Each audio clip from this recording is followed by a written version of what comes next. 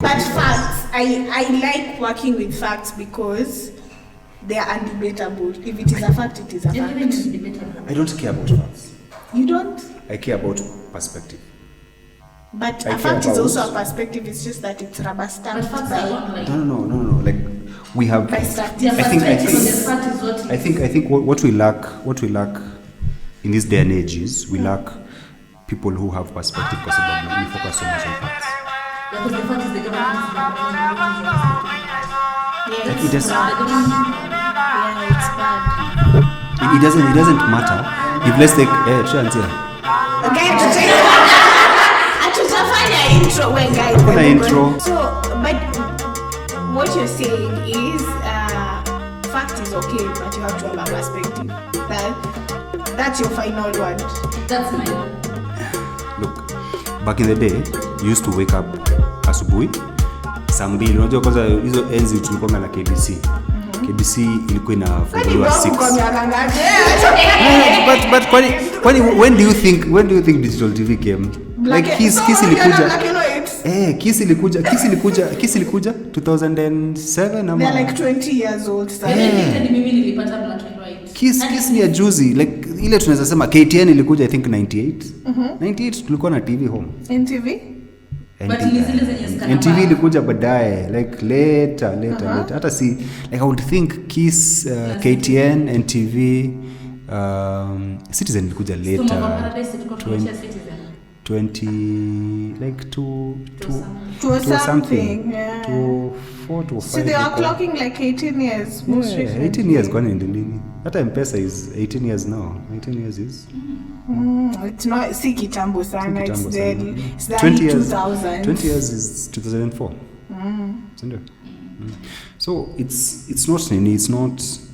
So unaamka asubuhi, you don't know what happened jana in your country. Sindio? You wait for the news to tell you what happened.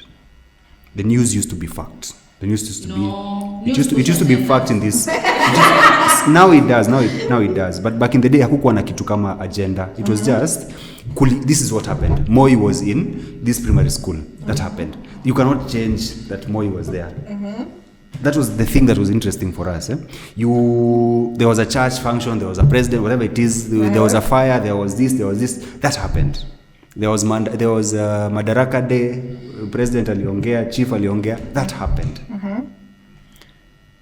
Fast forward to now. Now, we all want to look at things right now. Yeah, something happens. There's someone on the ground with his phone taking a video of that thing happening. Yeah. People know about. Did Albert? Is he still alive? Is this who was shot on? Was it David? The other one? No, Joshua. The mask guy. What was his name? His name is not AB. That was Boniface. Yeah, Is he still alive? Yeah. No, they declared yesterday. They released rest his soul. But people saw it live. On that day, I was in town for something. You were in town? I was in town. How did you make it home? See, boda. Watu wa boda. Shout out to watu wa boda. No, that wasn't the 25th. Boniface was before 25th. Oh, the previous week. Yeah. The Albert one. It was bad. I was in town. It was bad. It was serious. It was bad. Like, police had barricaded Kenyatta Avenue. Yeah, goons, Sakaja goons. That day for Sakaja goons, they were allegedly. So let's like you see, there's no we still live in a country where rule of law is like we respect the rule of law. So at the end of the day, if I say something, I don't want to be sued. Yeah. Self-preservation. Like I will not say anything if I don't know it is him. Like I don't not personally know it was Sakaja in any way. Okay, yeah. So I wouldn't want to hold that fact. So for me, back to the thing that I was saying. Can I ask something before we go back to that? Yeah. Since you've mentioned the rule of law in Kenya particularly, we have 3 arms of the government. And the judiciary. My question is towards you studied law even though you've not practiced it. what do you feel the judiciary is doing about whatever is going on right now in terms of it being an independent arm of the government? Do you feel like they have been quote unquote very independent throughout all these situations and speaking for the people? Achana na hii ya LSK. Acha wachana hiyo. I think the only bold move I saw them do is when they stopped the communications authority statement. I think we need, again, going back to the conversation of fact versus perspective. We need to understand how government works. Government does not work on specific issues that you have and stop on all other issues. Let's accept that the judiciary, even if they have their faults, they work. There's a lot of cases right now that back in the day were not being sorted out, and they're being sorted out. There's a lot of cases. We have instances where they have reversed presidential elections in this country. So we cannot say that the judiciary is not working. That's a fact. But particularly for this. But, so this specific issue of the nation being overly, so I will call Mandamano as Kenya uprising. Let's call it Kenya uprising. Yeah. So, when we look at Kenya uprising, I will put it in this specific instance. Back to the facts and non-facts and perspective. The fact is, the country is struggling. That's a fact. Yeah. Compared to other years. No, not compared to other years, but the country is struggling. All through. We've been struggling as a nation ever since independent. I don't think we ever got back to where we are as an independent nation. Akina Kimathi fought for. But our parents didn't struggle with getting. They did because of this. They never got a chance. Banks started. Do you understand? People just got during Kebaki's time is when people could get proper accounts, like in banks. But then my question is, Bob, if a man was able to start such a thing, where did we lose it? It's not that where did we lose it. We lost it at colonization. No, but the moment. I'm just saying. This is sort of where I come from. I come from. I'm an African, or I'm a Kenyan. I'm a Kikuyu. Yeah. That means something to me now. It should mean something to me now, but it does not mean that much to me now. It just means economically, if my president is Kikuyu, there's a chance Kikuyus are going to have a good. Economically, there's a chance that things might be okay for us. That's a sad bit. Not that if there was another tribal leader, whoever it is, Kalenjin, Luo, whatever it is, I feel like, no, Kikuyus would be victimized.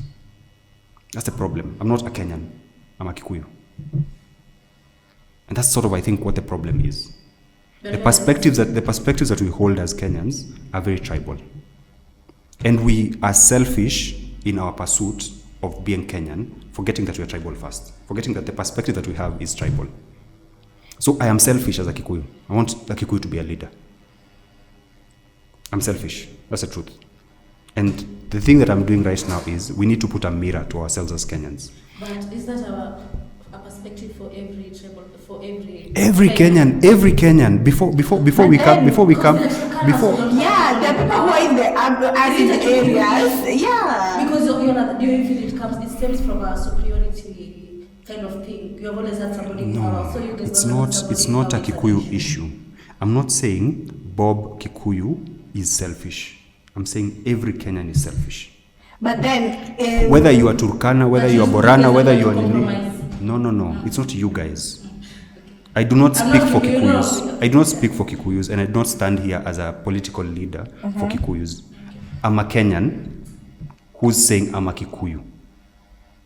I'm not speaking for Kikuyus. I'm just talking about for myself as a Kenyan. We need to stop talking about sisi, unajua wa Kenya. Let's stop that. Let's speak for ourselves. Let me speak for myself. Let me say that I want to prosper in life, but I don't want to prosper on the shoulders of other people. That's the goal that I have for myself. The simple goal that I have for myself. Me, Kenyan, Bob, whatever it is. I want to build something that my kids are going to look at and be proud of, and also serve them. But don't you think building something for your kids in a country that's not working is... Things like, angalia, Cooperative Bank started out as a co-op. In 1988, ikiwa inaanziwa, they were not Cooperative Bank. They were a very small operation. Equity, the same thing. They took 20, 30 plus years to build what those things are now. Yeah? Me hoping that this thing will be big and is going to be nini for like tomorrow means that I don't want to put in the time to build a thing that is going to be a big thing 20 years down the line. I need to put in the time now. I need to invest all I can into this thing. I need to believe in it so much. I need to invest in myself. I need to believe as a Kenyan. I need to believe that I can change, or my kids can change this country, and work as hard as I can to give them a chance, to have a fighting chance when they become older, or when they come. Okay. So we need to, this Mandamano story, we need, in my opinion, we need to stop talking about it as a Kenyan thing. We need to all look at ourselves and sort of try and change each and every one of us individually. I know collective speak, we like it, and it's easy, your crowd mentality, it's easy to have that argument of what I think, and then let's have there's enough people who are doing that. But we need to have enough people saying, I as a Kenyan, I want to change. And I deserve change. And care enough for the change that I deserve to fight for it. The fault that I see is Mandamano does not have that spark because people are fighting for selfish reasons. They're not fighting for the country, they're fighting for themselves. So our things are tough. I know that. But that shouldn't make us go and ban other people's things. That should not, But the worst truth, I think people are not talking about, is the current president will be re-elected. That's the worst truth that we all have. That's the hard truth that whether we like it or not, we don't have any other leader who is strong enough or good enough to, not forget even good enough, who can go to the dirt like this guy to beat him. If we want someone to beat this guy, we need someone who is as dirty as him, who's going to fight with him. Ng'ombe wawili wapigane pale juu, tuone venye kutaenda. First of all, I think when you are choosing the language you're speaking, I feel like calling him a leader. Let's say he's a candidate. He's not a leader. He doesn't have the qualities of a leader. Yeah, that's your perspective, but it's a fact that he's our leader. If we focus on, if that statement you just said now, that's not a fact, that's a perspective. He's a candidate. The fact is, no, he's not a candidate. He is our Qualities president. of a leader. No. Maybe a good leader. Maybe he's a leader, but okay. Yeah, but I tend to agree with her because if you're saying we need to reflect on ourselves and call out ourselves on any kind of crap we're doing, then we have to first admit this man is not reflective of what a leader is supposed to be. And even from the simple choices, Yes, from the language you use. But he's the leader. He's the leader we elected. Okay, he's quote unquote the leader we elected, but in essence, He is who we are as Kenyans. And that's how many Kenyans got into parliament, and the first thing they did was get a big car, build a big house, whatever it is. How many Kenyans did that? What were people who used to be conductors, who used to be random people? Kwa senator, hawezi hata simu yako, hawezi shika hata simu yako. Watu wa class 8. Wakiingia President Ruto, for lack of a better, like he came in with hustler. He came in with a platform based on us. And now, okay, as we speak on facts, I then say, if this man is a tactical man, we give it to him. He knows whoever was behind his campaign and manifestos selfish. And whatever he want to. He is Besides selfish. being selfish, Bob, let's agree he's a tactical man. That's why he got there. Strategically, yeah. No. I feel like we were very... He's not tactical. When you look at the background of the things he's done, whatever... You see his tactics, I think what you're saying is, he knew what he needed to tell us for us to elect him. Yeah, That's and And those you are are the ignorant because the facts are not. but also on the ground on the day of elections, he had a lot of returning officers. He mobilized a lot. He did so many things to ensure that he won. Call that tacticism. I respect him for him being a good political leader. Respect him for that. But you know, there's one But thing he's I the usually leader. repeat. He's the leader who we elected. Yeah.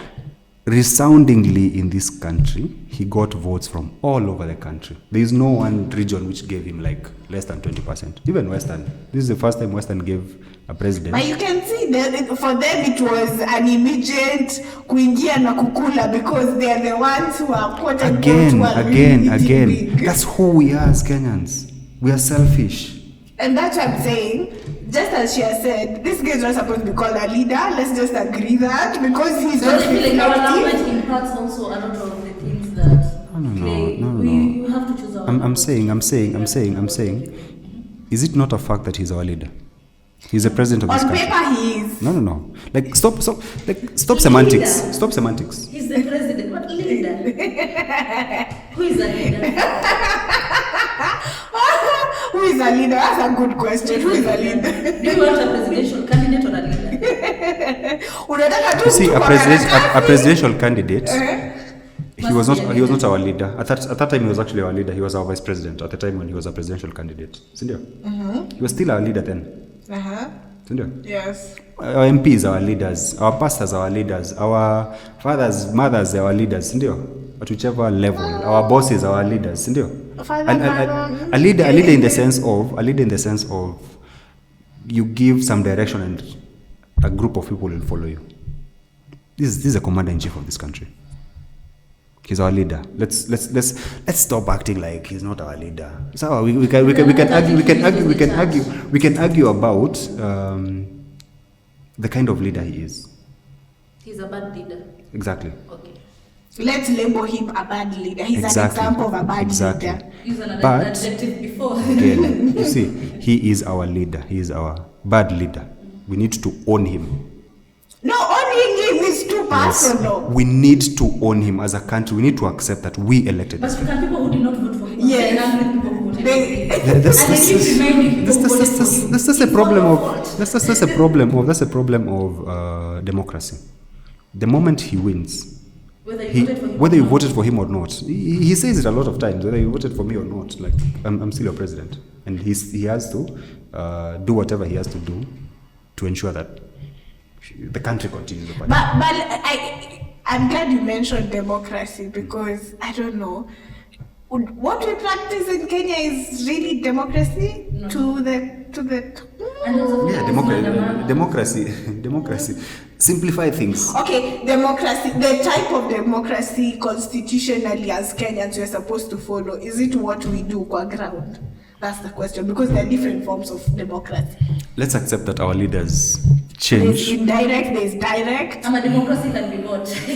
Yeah, because at this point, I think when the 50+1 vote was being done last time, I really asked myself about the question on democracy, because if the percentage of people who came out that was termed as the lowest turnout from whenever we started doing elections, Yeah. then the term democracy there, yes, it was practiced, but to what extent? What is the goal of Mandamano? The goal of Mandamano? Change, but I feel like it's showing us who we are as Kenyans. No, the question is, I feel there have been The two previous concurrent Mandamano. ones, yeah. Because last time's Mandamano had a different agenda, which was quite transparent, and it had a preview of events. Let me say that there was a lot of public participation, civic education on the budget then, that people were going, you were breaking down clauses. We had people like Mike Mushiri, who is now the Africa, breaking down to even the people who are in the rural areas to understand it in their local dialect. Who was the biggest winner of the Mandamano? Okay, in that one I don't think I have an answer at this point. But as a woman, I feel like they were introducing tax on tax and something. So, in a way, We did not win completely, but we also won. Because for me, kuna msaliana juu ya mkate kuna pandisho. Hiyo nilikuwa kuleta. Wakifikisha ya mkate wapitisho ingine. Sawa. But hiyo ya mkate wasiguze. If you ask me the biggest winners of maandamano, our leaders. But you see, according to whatever sources that we have, President Ruto won because right now we are not under manage your finance bill. We don't even taking a different direction. Yeah. Actually, that is one thing I really wanted to mention and say. I feel like for this year, yes, we came out in numbers, we did, but then what was the essence? Because there was a part I guess Raila won, yeah. Our leaders won. Winning for the longest time, and I usually tell myself, because everyone has their shelf life in this, I wait for the days where this part of the country that he leads, seeing him not be there or not being active, how will they carry themselves, who will speak to them, because last week so again, going back to what is the point of maandamano? No, nasema ya last year I've explained and you can attest to it. You saw it, you didn't see it online, you didn't see the breakdowns, you didn't see them. Wait, let me ask, your finance bill ilianguka, si ndio? And then what happened immediately after?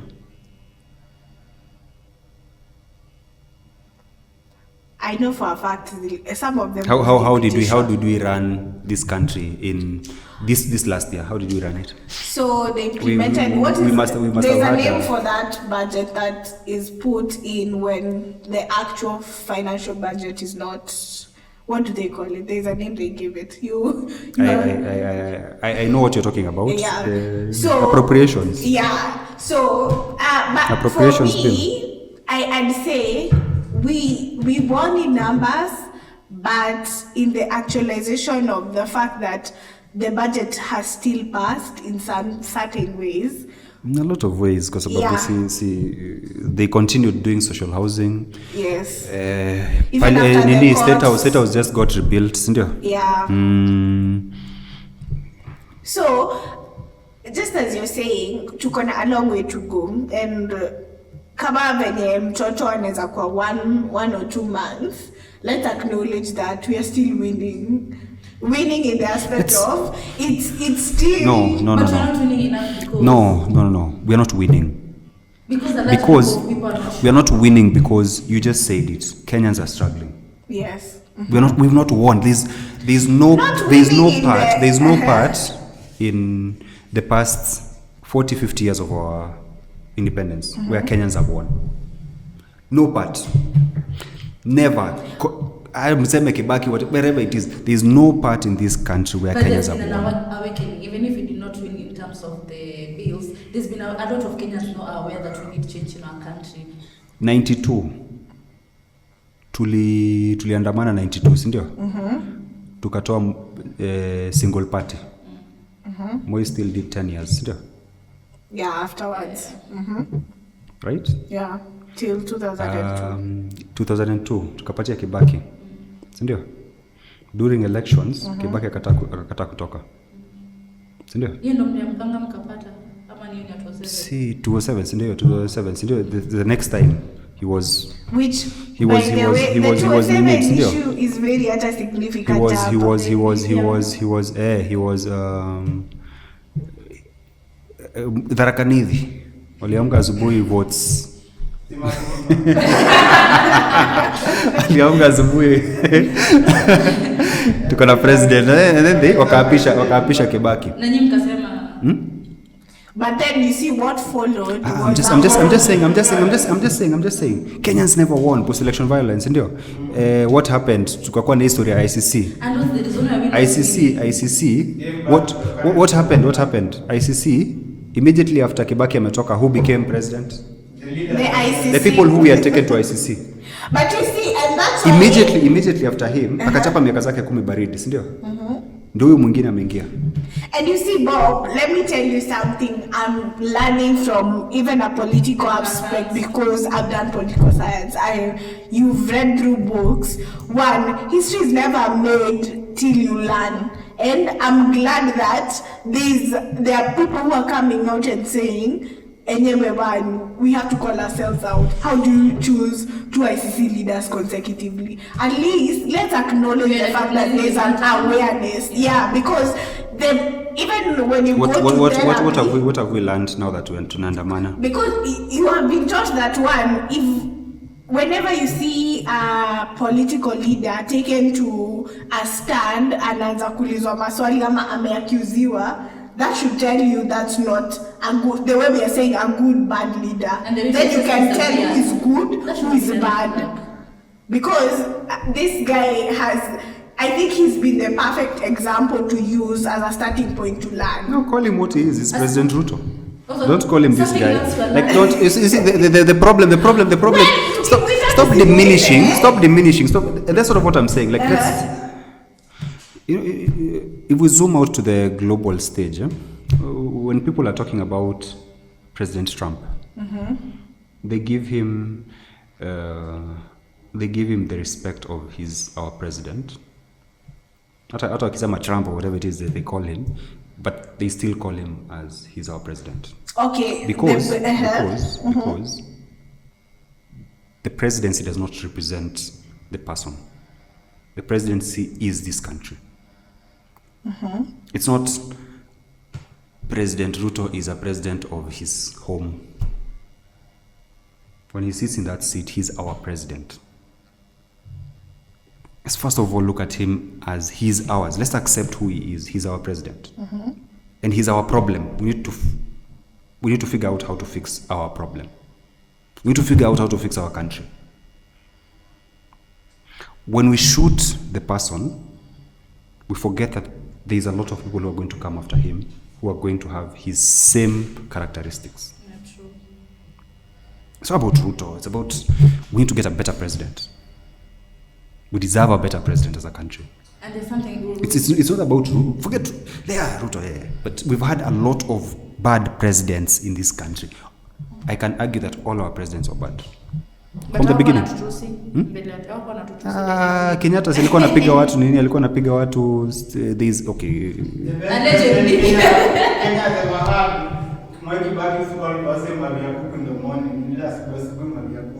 But the economy was good. So I don't like you see, it's the same way. Just this say, I can stay in my mother's house at the cost of my mental health, but I'm getting food. That was what Kibaki was doing. The guy would insult you, but at least in your house, haulali bila stima. Yeah, you can say that. But look, we came from a presidency, Moi's presidency, where things were, if you're not in the government, I mean, you're not part of any, like, you're not a civil servant, things were a bit tough. You could not start businesses, you could not, but maziwa pia ilisha early 90s. Very few people waliona maziwa ya Nyayo. Like, if you're under 40, very few people waliona maziwa ya Nyayo kwa shule. Very few people. But back in the day, I remember, there used to be schools called DB, District Education Board schools. Where are those schools nowadays? They're still there. Ziko. Yeah, but you remember they were everywhere. Every district had a DB school. Had a couple of DB. Actually, every division Couple. had a couple of DB schools. Every part in this country, there was a DB school where you'd go and you'd get teachers. You'd get like a lot of teachers became teachers work in the same schools, employed by the government all the way to the end. But let me halt you there and remind you one. We adapted a devolved system of government, which that should not be a reason to spoil. It's not a reason, but it's something we have to acknowledge because there's also not much civic education that was done on the roles of these county governments. If you ask to state 10 of the things they're supposed to do, what would you goes say? back to the leaders we elect. We have a bulletproof constitution. Walijaribu kui-change na BBI wakashindwa. Bulletproof. But they keep making changes to the constitution over and over and over again. They have regional heads of security. Sindio? Why would you devolve health and not devolve education? Because there's a lot more money in education than there is in, you know what I mean? What is the point of devolution if we are picking and choosing what we are going to devolve? We are a couple of years, 15 years into the new constitution, isn't it? We are still talking about devolution. How? Then our leaders, they get in there and they make amendments every day. They make small amendments here and there. Operational amendments on how this country is run. How the presidency chooses to run its operations is the same way Mo used to do. When you go to a county, you need to go there as a visitor of the governor. You don't have any standing in accounting as a president. But the presidency has ways that they've figured out how to. Through security, they've chosen now through security, a governor cannot sit in a security meeting in the county. And then, so now we found with our leaders again, our leaders have found ways of continuously making changes to this constitution that we call our. So again, going back to this country, do we still love this country? We love our leaders. We love our leaders. We love our leaders. No, I think we are going to Kumuliza. What's another something we have seen with these mandamanos? I'm saying we are the Kenyans are the problem. I feel like the moment we start to change as ourselves, nothing will change in leadership. Because I think we're enablers of these things. And it's even from the simplest things kama shule. Principal sema watu wanarudi Tuesday. Where nye as a parent, the moment mna keep quiet, tunasikia mbona watu watolewe shule Tuesday. Mnaweza sema hapana. Watu wanakuja shule Sunday, mimi mtoto wangu akuje. But Kenyans, we are enablers of these things. Vitu kama like bribery, corruptions. Yeah. We are enablers. And even it ya mandamano, don't like one a group of people is fighting for it. A group ingine inaitikishwa like kulipa the goons, seminar the goons allegedly. Wanaitikia kulipwa. Another group itakaa nyumbani, sema mimi siwezi enda kwa like we are enablers of easy vitu, and I feel like we're not desperate enough. But they're using economical power against us. The easiest way to become a billionaire in this country is be a politician. Come an MP. As it is. The easiest way to become a billionaire in this country is become a political leader, governor, whatever it is. That's the worst truth about this country. Leadership is about you get in and you get paid. Like you get in there and you're fighting for like haujai kusikia wakisema tunakata salary za MPs. Haujai kusikia wakikata salary za president.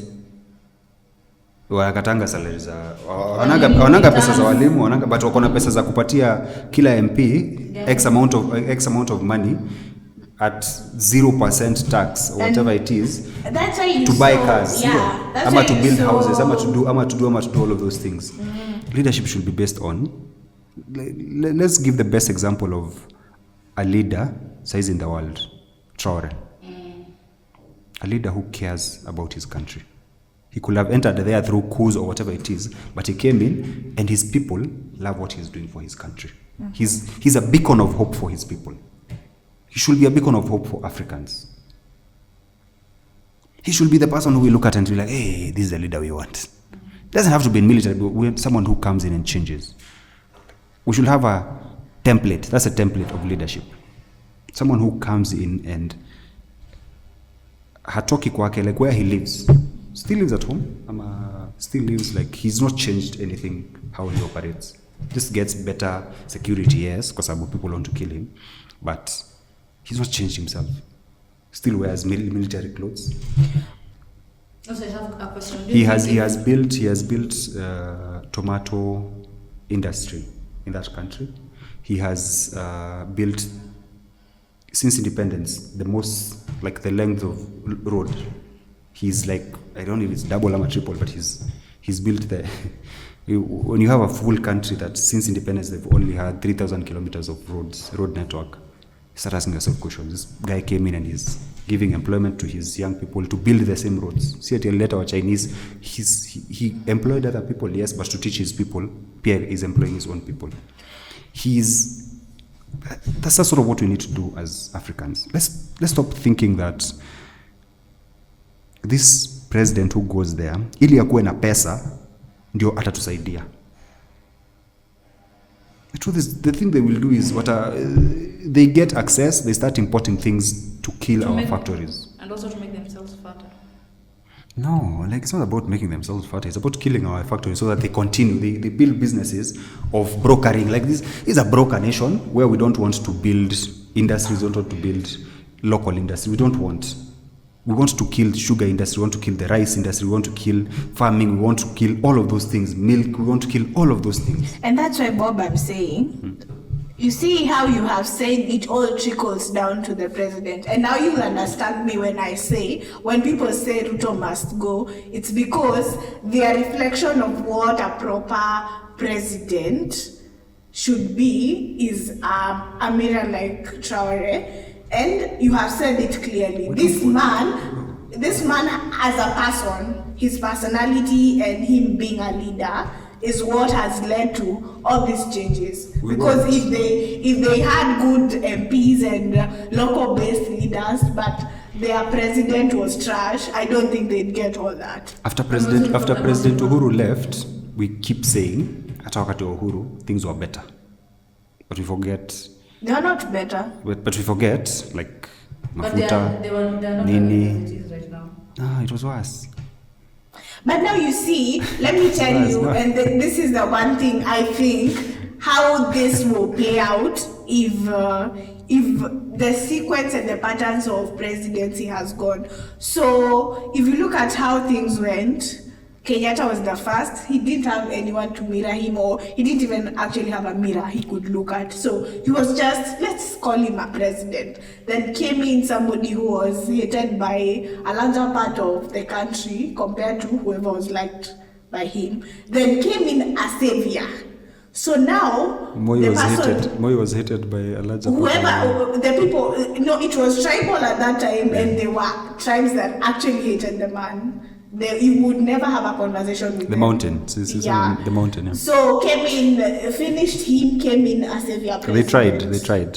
Yeah. So after the savior president came in, Ruto came in, took us down Uhuru, but we were blind at that point. He seemed like a good person. Do you remember what Nani did? What Kibaki did when we did the prime minister thing with Raila. Mm-hmm, yeah. The thing that he did was he did not look at it like a 50-50 government. Mm-hmm. It was like government, you're here. You just unakumbuka ile kitu Raila alikuwa anasimama pale like you go to Mombasa and then anapatiwa ka small ni nusu mkeka. Ilikuwa anasema aje nusu kapeti. He at the time he did not respect Raila as a co-president. Raila was a prime minister. He was not the co-president. Mm-hmm. Yeah. So all of these people who are our leaders have faults. Remember someone like Mandela. Mandela was in prison for X amount of years, 27 years. Mm-hmm. When he comes out, he does one term. With his own volition, leaves. Yeah, and then the rest of the presidents spoiled it for South Africans. They never got the example. Because I can argue that Africans, we're just puppets. We'll continue being. But there's something I'm picking from Bob. So Bob, does the notion of independence seem void to you? Like, do you feel like there's nothing like independence. We're not independent. Where are we independent? How are we independent? So according to you guys, we are still in the yeah. Do you mean on the economy ingekuwa ina work? Hakuna mtu angeangalia mtu ati kama dictator or anything. Hatungekuwa streets. But now tunaona even like big issues, femicide, like police brutality. If the economy was working, hatungekuwa tunaona hizi. Wewe acha kusema police brutality. Uliza wale watu walikuwa wanauliwa hapa Gaza. Wewe unasema police brutality. Mimi nasema police brutality. So police brutality from you guys, So Traore, It's been there. If Traore is able to work But in you guys this are environment. No. Because clearly Gen Z wako comfortable na hizi vitu. No. It's not That we are comfortable with it. It's not that we are comfortable with As it. long as it doesn't I am not. You see, stop acting like I am 50, I'm 60. Okay. I am 10 years older than you. Even someone who's 20 years older than you has the same realities like you do. In the like anyone who's 45, I can argue to anyone who is 20 starting out job market right now, like 24. Let's say people who just left employment. All of those people are in the class of people who are adults in our country, the people who are not dependent. Because the moment you turn 45, you start getting some of those older diseases. Yeah. So then you start becoming quasi-dependent on your family, for instance, support, like, you know, the moment ukianguka unavunjika hip, unajua hapa sasa lazima ukae rada. You know, that's when now, when you look at Hindu community, Hindus, like their kids, the moment they get to like 21, they start running their businesses. They start coming up into their businesses. They become finance directors, they become doctors, they become, in their family practice, they become doctors, you know, they become like managers.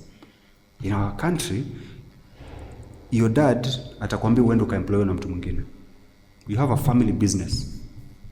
Your dad will not ask you to come and help him build the business. Atakwambia ende uemploy huko kwa kampuni.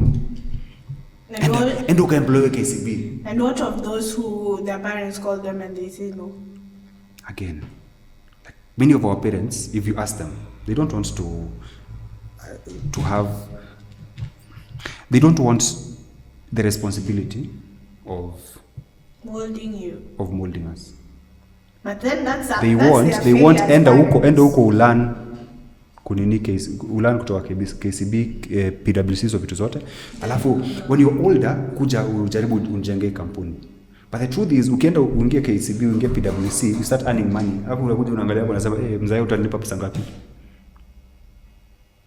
Like you hear people who their folks die and then they come back and then they build their parents' businesses to become conglomerates.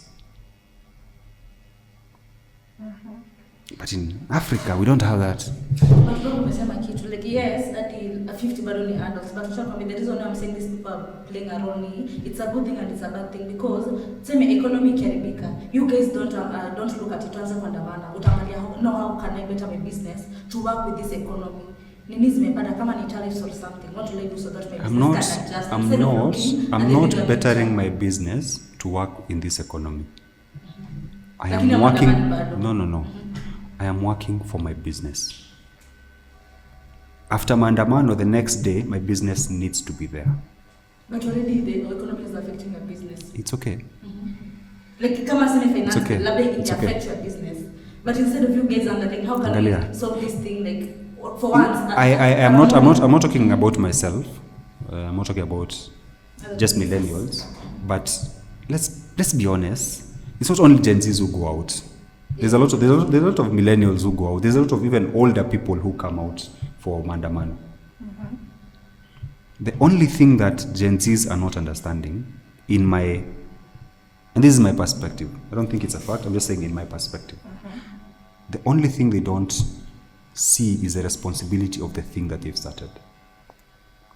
The responsibility. Take it in this sense. Ukipatikana huko unaona like you're driving your own car, usimamishwe na polisi, afanye kitu fulani ujinga, uko na kamera pale, record it, put it out. Call out that person. Expect that person to be afutwe kazi. But like now, at every juncture of our operations as a country, as a human being, don't accept that umeenda unataka passport yako itoke mbio, unaenda unalipana 50,000 kwa sababu uko nayo, utapatiwa yako itoke mbio, watu wengine wangoje laini. We need to stop acting like we are so special just because we have money. I think the problem we have in Kenya and the problem that we have in the world as human beings is class. We just believe that just because we have this thing, we are better than this other person. The church. church. Look. Remember, unakumbuka back in the day kulikuwa na PCA. Which was the last PCA school walitoa, like the new PCA school, like PCA high school, which zile zote ziko is the old ones. Catholic, which one gani umekusikia like a new Catholic school? We used to go to school. We used to go to school and we used to pay. It's a private school, yes. I used to go to a school called Nanyuki Primary, public school. Very good school. Olden days zile zilikuwa za Wahindi. So many big towns have that. Like inaitwaje kama Nyeri, like provincial towns have like a school that ilikuwa ya Wahindi. Back in the day, like Alliance, like things like that, yeah. Zile zilikuwa mpaka na high school. So Nanyuki Primary School. Then I went to Mary Immaculate Primary School for like 1 year. Then I went to a boarding school. In our era, we used to go to boarding schools. Sasa unatoka nyumbani, just go to boarding school. We used to go. I don't know if people do that anymore because nowadays I hear parents don't want to take their kids to boarding school. But for us, it was a rite of passage. It was how we did things. But my parents were able to afford taking me from Nanyuki Primary to a private church school, Catholic school. Saizi, if you get out of whichever primary school is in your locality, public school, very hard for you to get that kid without breaking your back into a private school. It's very hard. It's not about inflation. It's not about any of these things. It's about we have chosen to accept principles can tell kids to stay outside without fees. Parent has ameleta mtoto kutoka wherever it is, amemleta mpaka hapo, anamleta na kuku. This is all I have. My kid has been ameitwa huku. And una nini point yangu unaendelea kunini cause wazazi wengine watakuwa ni kazi long as wangu wako ndani. Nasema hivi my part is this. In my abilities. If I'm able, ukikuja hapa ukuje uniambie I want to record a podcast and I want to do X, Y, and Z, niko na thao. Sitakwambia breka huko. If I'm able to do it, I'll help. If you're not able to. If I'm not able to do it, nitakwambia kuja kesho. And I'll plan myself around helping you. But the thing that we act like is we deserve that help. Come to my business and you act like, unajua Bob hapana, unajua nisaidie buda. Sababu ni beshte yangu. Unajua? We have some entitlement, first of all, because I want to start a podcast, but I don't understand the value it takes to put in the thing, the time it takes, all of those things. So unakuja, yes, but angalia, this principle could have easily, I know all the rich parents in this school. I only have 10 students. I care about my students. I can call all my 10, like all the rich parents. I know them. Wale wanakujanga na maprado. Fees ni 50,000. Call the parents. Niaje baba nani? Niko na huyu mtoto hapa. Are you able to support them for this semester? Hata kama si the 50, mpatie 30. It's about the society. We used to be a socialist. The school buys food for all of you. The school buys resources for all of you. Back in Oxford, all the people was food ilikuwa elimu yote. Watu sababu ilikuwa class, mwalimu afunza hasa. We used to be a socialist society. We used to care. We don't care anymore. That's the truth. No, we do care. I feel like no. That's a principle. You cannot care for the country if you don't care for your neighbor. And that's what I'm saying. It's a principle issue. If you ukiwa peke yako, when people who don't know you can't do the least bit of good, then that's on you. That's on you. That's not. Yes, it will come to us we when can become bigger. If we are all like that, if we are all, it's not that that's on you. This is. I'm not saying only head teachers have that issue.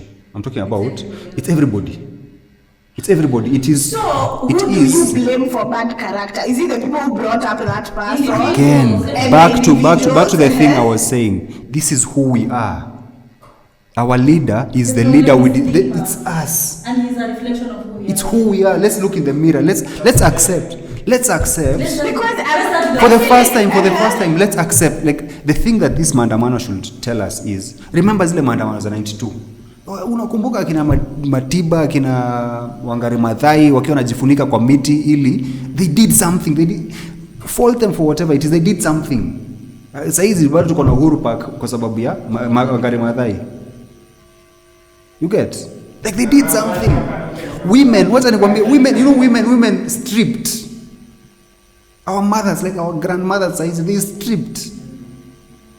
And wakaenda wakajifunika kwa mti.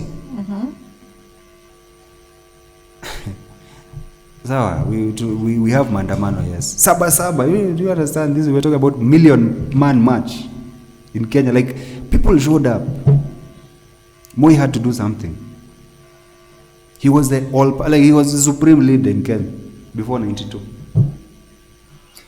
because He had to change the constitution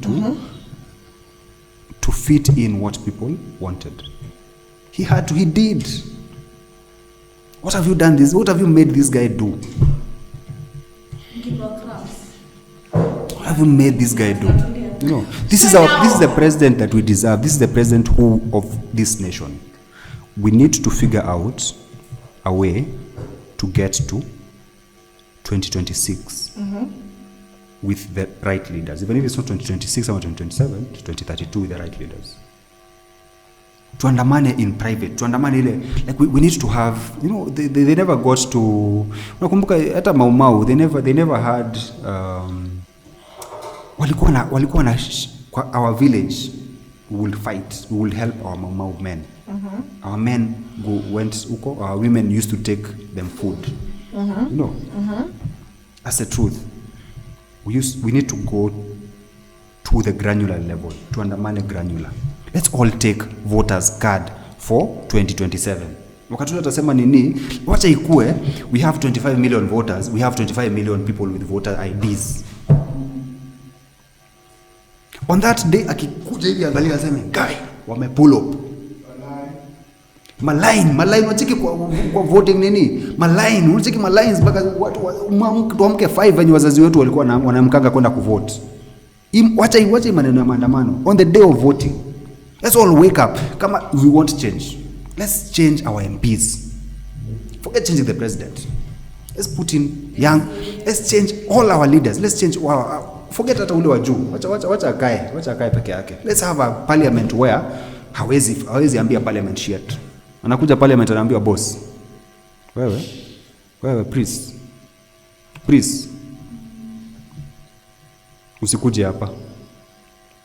Let's have leaders who get in there not because they are going to get 3 million shillings a good salary. Let's not have leaders about salary. Let's have leaders who go in there and say, mimi hapa tall, guy, nitatengeneza mabarabara huku ndani, nitafanya hivi, because we are people from here. Let's elect people who are not going to go to Nairobi and stay in Nairobi, live in Karen. All our leaders live in Karen, Kitisuru, those Kileleshos, those are the places they live. They don't live in their villages. They used to live there. We used to know where MP wetu anaishingi pale. We used to have that. Nowadays MPs don't have ninis in their country, in their counties. Homes, they don't go there. If you want to see your MP, go to Nairobi. That's where they have an office, Salasi yako huko, unajua yako huko, anaweza kuwa kuna nini huko, but sawa. We need to change. Let's change from the granular level. Tukichange MP saa hizi, tunaweza change president 2032. but it's also Let's change our governors. Wacha tuoneshe president, ukikuja kwa hii county yetu, hatukuitaje? I'm not talking about any Kikuyu county, I'm talking about all counties in the country. Let's put a governor who is headstrong and who's going to help us in our county.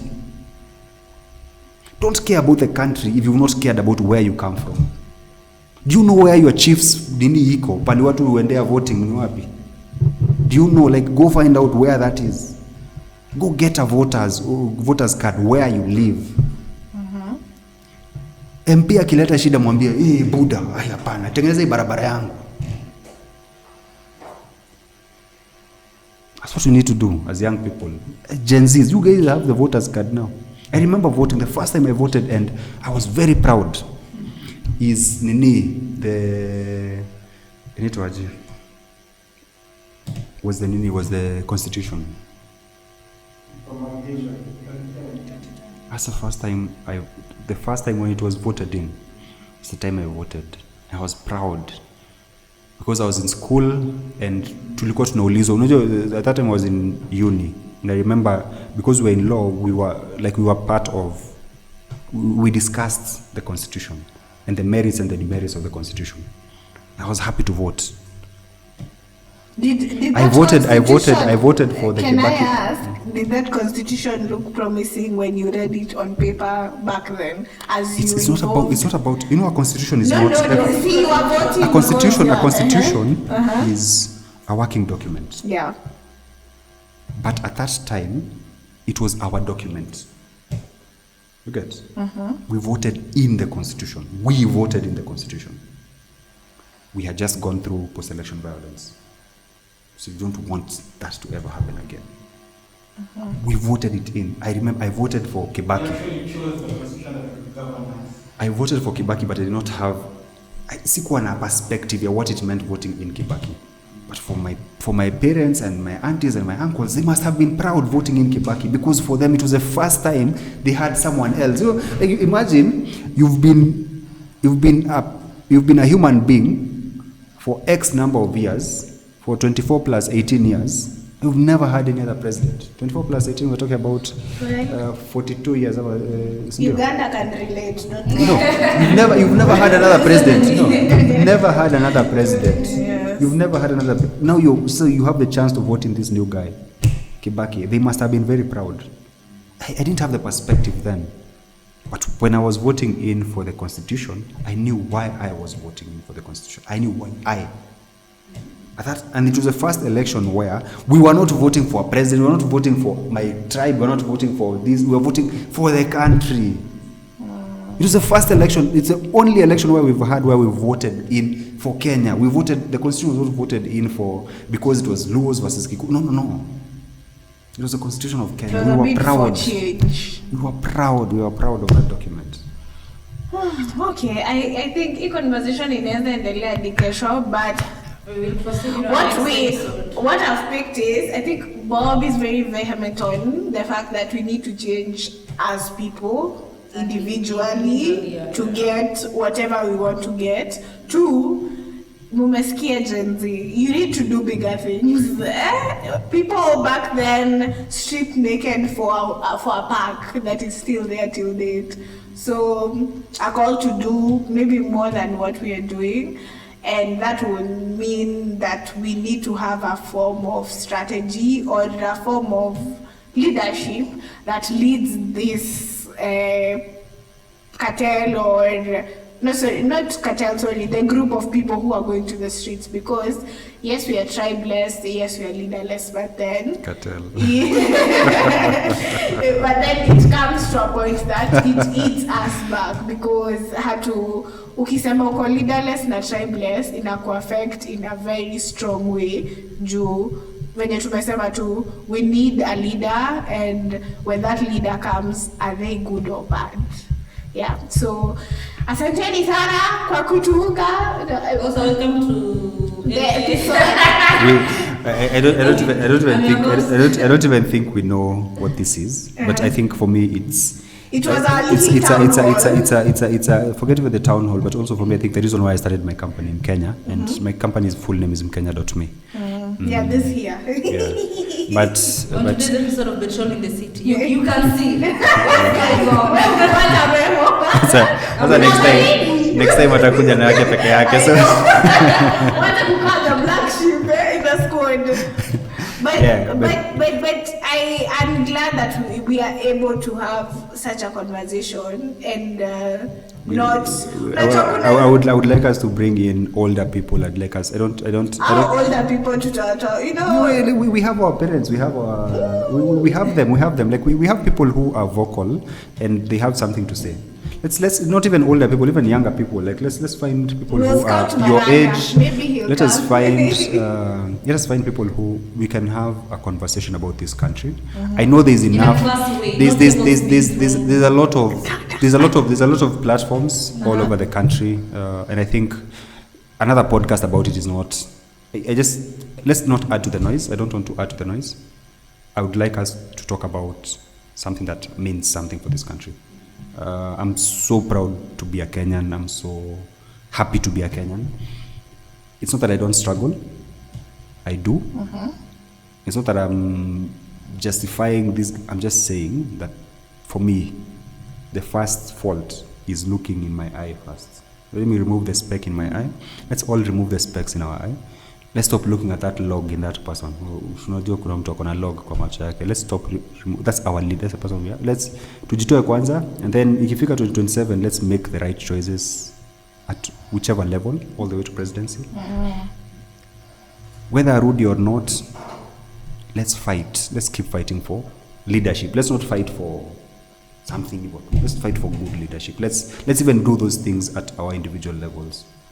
That's sort of the thing that I think this means for me. We are doing a podcast that we don't even know what it's called, but it's just ni baraza la watu wamekaa.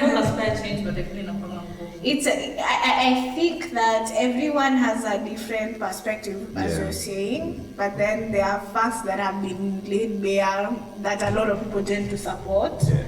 And they forget about their own perspectives and say that. So and sometimes it's perspective. It was small that change kama seme kujazana kwa gari utaki kwa sambaza but tumechelewa kule. Chani compromise. Hata sambaza sambaza za saa. That is also part of it. Yes, lakini nimechelewa already. Nisipoharakisha nitachelewa kazini. So it all starts from grassroots. So yeah, thank you so much, guys. Subscribe to Kenya at Kenya. Subscribe to LK Podcasts. LK hyphen ama ni underscore podcast KE. Subscribe to all their personal channels. Instagram, TikTok. Na kama unataka kuanzisha podcast, we usually send out this bid at the end of the podcast. I know there are a lot of people who are young like us. They have a lot to say, not particularly about talking. You want to start your YouTube channel, you want to bake. This is a place that is very good and a nice foundational mind that you can start with. He is there. Unajua tumesahau CED Atakosea this time. Atuta rectify your place. So yeah, No, this is it's- the money it's- you will see No, when you it's come. Right? but also like reach out to these girls. Yeah. If you need to be a part of this, if you need to be a part of their podcast, if you need to find out the experience of either working with us or also, just what it means to have a podcast. And feel free to walk in. We are open a lot of the days. Yeah, a lot. Ukikuja kwa DM tutakwambia a lot of this. Hata ukinikosa Maybe saa 8 hadi saa 2 asubuhi huwezi jua. So yeah. So reach out to us. We are partially and undoubtedly the brand ambassadors of Kenya. So you can come to us and we will give you proper direction. So thank you so much, guys.